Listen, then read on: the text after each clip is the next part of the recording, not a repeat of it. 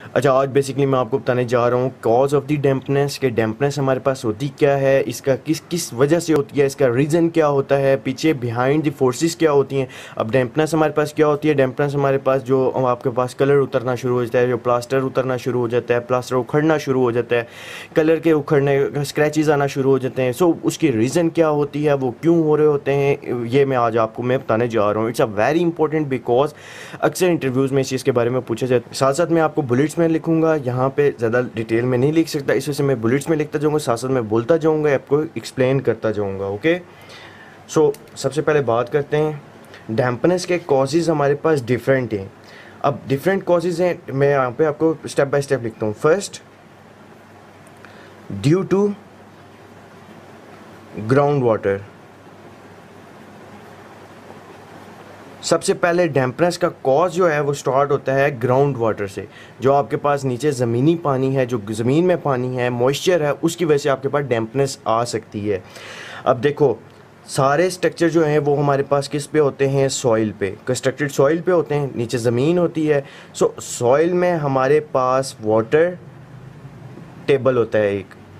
अब water table क्या होता है? वाटर टेबल हमारे पास ये होता है, अगर ये आपके पास ये कोई सॉइल है तो हो सकता है इसका वाटर टेबल, आपने ये बेसमेंट बनाई है, ठीक, तो हो सकता है इसका वाटर टेबल इस जगह एग्जिट कर रहा हो, वो क्या कहते हैं उसको, यार मैं जहन से निकल गया, इस जगह पे मौजूद हो, एग्जिस्ट कर रहा हो, ठीक है, इस जगह पे मौजूद हो। सो ये आपके पास वाटर टेबल हो गया। सो यहाँ तक जो है ज़मीन में आपके पास नीचे पानी है, इसके टॉप पे आपके पास खुश्की है, सॉइल है। सो वाटर टेबल होने की वजह से सॉइल में हमारे पास मॉइस्चर होता है, मॉइस्चर कंटेंट होता है, मॉइस्चर होता है। सो मॉइस्चर जो है वो सरफेस टेंशन फोर्स की वजह से अपवर्ड मूव करता है। किसकी वजह से? Surface tension. सो सॉइल में हमारे पास वाटर जो होता है वो मॉइस्चर कंटेंट जो होता है वो टॉप पे जाता है, ऊपर मूव करता है, किसकी? सरफेस टेंशन फोर्स की मदद से। सो उसकी वजह से वो पेनिट्रेट कर जाता है वॉल्स के अंदर। जब वॉल्स के अंदर पेनिट्रेट करता है तो वॉल्स हमारे पास कंस्ट्रक्टेड होती हैं सैंड से, उसे सो वो अपनी तरफ खींचना शुरू हो जाता है। सो उसकी वजह से पानी ऊपर जाता है और आपके पास वो कलर जो है वो उखड़ना शुरू हो जाता है, कलर ख़राब होना शुरू हो जाता है, जो प्लास्टर है वो उतरना शुरू हो जाता है। सेकंड हमारे पास रीज़न होता है ड्यू टू रेन वाटर। एक तो हो गया ग्राउंड वाटर जो आपके पास ऑलरेडी एग्जिस्ट कर रहा है, जो आपके पास ऑलरेडी प्रेजेंट है ग्राउंड में, ज़मीन के अंदर। अब ये रेन वाटर क्या, जो हमारे पास बारिश होती है सारी, अब इसमें पानी डिफरेंट जगह से ऊपर जा सकता है और आपके पास डैम्पनेस आ सकती है, ठीक है, वो जो कहते हैं उखड़ सकती है ज़मीन। From wall top. अब वॉल टॉप क्या मीन्स?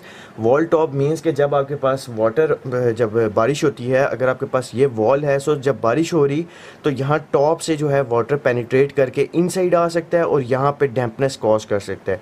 हो सकता है कि वो नीचे डैम्पनेस ना करे, यहाँ टॉप पे ही कॉज कर दे, नहीं तो क्या पता, हो सकता है कि नीचे आके यहाँ पे ज़मीन जो है वो प्लास्टर जो है उखड़ना शुरू हो जाए, ठीक है। From wall to top dampness आ सकती है।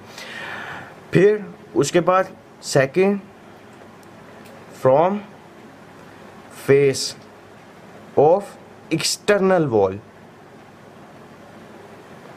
अब एक्सटर्नल वॉल कौन सी? एक्सटर्नल वॉल के आपके पास ये घर बना हुआ है, ये आपके पास घर कंस्ट्रक्टेड है। सो अब इसमें एक्सटर्नल वॉल्स कौन सी? ये ठहरो, अब आपको सही समझ आएगी, ठीक। ये आपके पास घर है, ये आपके पास वॉल्स हैं। सो ये भी वॉल है, ये भी वॉल है, ये भी वॉल है। सो तीन वॉलें, ये भी आपके पास एक्सटर्नल वॉल में आ जाएगी, ये भी आपके पास एक्सटर्नल वॉल में आ जाएगी, ये आपके पास इंटरनल वॉल में आ जाएगी। सो जब रेन होती है तो पानी इस साइड आपके पास लगता है, इस वजह से हम जो है वेदर शीट्स करवाते होते हैं ताकि हमारे पास वाटर पेनिट्रेट ना करे। सो आपके पास पानी इधर से आता है। सो जब पानी आता है तो from face of the wall से भी आपके पास पानी इंटर हो के आपकी वॉल को डैमेज कर सकता है, उसको डैम्पनेस आ सकती है वॉल में, ठीक है। फिर उसके बाद थर्ड पॉइंट है हमारे पास, ये जो मैंने आपको सारे पॉइंट्स बता रहा हूँ, जब आपसे कभी भी इंटरव्यू का क्वेश्चन हो, आपने ये पॉइंट्स उनको इलेबरेट करने, उनको बताने, ठीक है, ताकि आप लोगों को जो है इंटरव्यू में पास हो सको। Improper fixing of pipes. Improper fixing क्या, अब देखो हमारे पास वॉल में एक पाइप्स डिफरेंट पाइप, एक सेंट्री पाइप है, एक हमारे पास सीवरेज पाइप है, एक हमारे पास आ जाते हैं सॉइल पाइप हो गए, हमारे पास गैस पाइप हो गए, डिफरेंट पाइप्स हैं। सो डिफरेंट पाइप्स हैं, डिफरेंट इफ़ेक्ट्स आ सकते हैं। सो एक इम्प्रॉपर फिक्सिंग की वजह से भी आपके पास डैम्पनेस कॉज कर सकती है। उसके बाद fourth one, improper slope from slope of roof. देखो अब जो हमारे पास जो सीलिंग में डैम्पनेस आती है, जो टॉप पे जो आपके पास छत होती है उसमें जो डैम्पनेस आ रही होती है, अब जो आपके पास छत है, छत में हमारे पास जो नक्शा गिवन होता है उसमें हमारे पास मेंशन होता है कि इस साइड आपने स्लोप प्रोवाइड करनी है, यहाँ पे होल है, यहाँ से वाटर सारा पेंट्रेट करके नीचे जाएगा। सो अगर इम्प्रॉपर स्लोप है, पानी इस साइड पे खड़ा हो गया, कॉर्नर पे खड़ा हो गया, सो ये जो पानी है नीचे की साइड पेनिट्रेट करना स्टार्ट करेगा और आपके पास जो रूफ़ होती है, जो छत होती है, वहाँ पर सीमेंट उखड़ना शुरू हो जाता है, रंग उखड़ना शुरू हो जाता है। सो इम्प्रॉपर स्लोप भी कॉज होती है। उसके बाद फिफ्थ वन पॉइंट है हमारे पास डिफेक्टिव कंस्ट्रक्शन। अब डिफेक्टिव कंस्ट्रक्शन में हमारे पास आ जाता है कि इम्प्रॉपर जॉइंट हैं, प्रॉपर आपने जो है स्लोप नहीं प्रोवाइड की, प्रॉपर स्लोप नहीं प्रोवाइड की। फिर आपके पास आ जाता है कि आपने जो है मटेरियल सही नहीं यूज़ किया, मटेरियल सही नहीं यूज़ किया। सो ये डिफरेंट आ जाते हैं कि डिफेक्टिव कंस्ट्रक्शन आपने करवाई है, जिसकी वजह से आपके पास ये जो साइड्स पे डैम्पनेस आ रही है।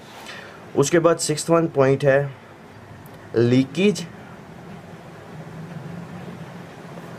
From pipe.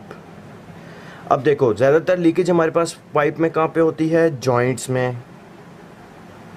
सो जॉइंट्स अगर आपने इम्प्रॉपर किए, जॉइंट प्रॉपर नहीं बंद किए, बीच में कोई जॉइंट ओपन रह गया है, सो उसकी वजह से भी आपके पास पानी पेनिट्रेट करके इनसाइड जा सकता है और आपके पास प्लास्टर उखड़ सकता है। उसके बाद जॉइंट हो गया, उसके बाद जो आपके पास क्या कहते हैं उसको, लीकेज थ्रू